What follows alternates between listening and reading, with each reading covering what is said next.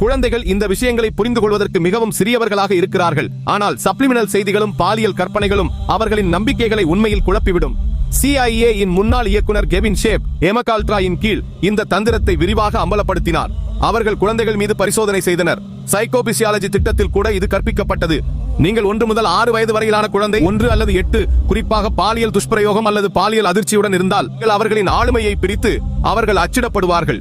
அவர்களின் வாழ்நாள் முழுவதும் அத்தகைய உருவங்கள் குழந்தையின் ஆழ் மனதில் பதிந்திருக்கும். வெளிப்பாடு அதிர்ச்சியை ஏற்படுத்தலாம் மற்றும் இளைஞரின் சமூக மற்றும் தனிப்பட்ட வளர்ச்சியை பாதிக்கலாம்.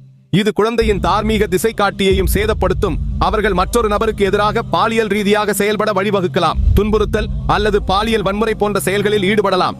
இது போன்ற உள்ளடக்கம் பெரும்பாலும் பெண்களை புறநிலைப்படுத்துகிறது. எனவே உங்களின் குழந்தைகளை இந்த மாதிரியான கார்ட்டூன்களை பார்ப்பதை விட்டு தடுத்து இஸ்லாமிய கருத்துக்களை பார்க்க பழக்குங்கள்.